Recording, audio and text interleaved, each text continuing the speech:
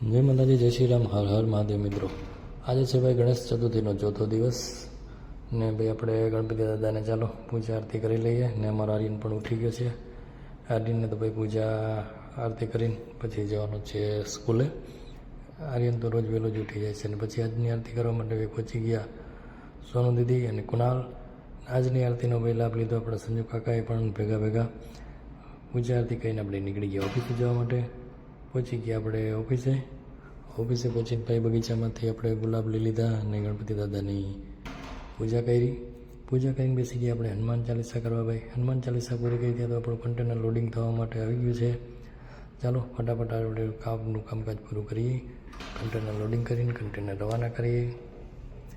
આજનું કામકાજ પૂરું કરીને આપણે નીકળી ગયા ઘરે જવા માટે. ઘરે પહોંચશું ત્યાં તો ભાઈ આરતી ચાલુ થઈ ગઈ હશે. પહોંચી ગયા ઘરે ને પછી સીધા જોડાઈ ગયા આરતીમાં. આરતીનો લાભ લઈ લીધો અને આરતી થઈ ગઈ પૂરી ભાઈ. ને બધા બેસી ગયા છોકરાઓ પ્રસાદી લેવા માટે. જો છોકરાઓને 4-5 દિવસ ફૂલ મોજ પડી ગઈ. ચાલો ભાઈ આજની આરતી થઈ ગઈ ને જો છોકરા બધા પ્રસાદ મીંડા લેવા માટે.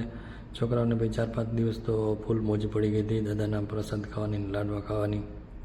ને ભાઈ હવે આવતીકાલે છે ભાઈ ગણપતિ દાદાનો છેલ્લો દિવસ અને આવતીકાલે છે વિસર્જન.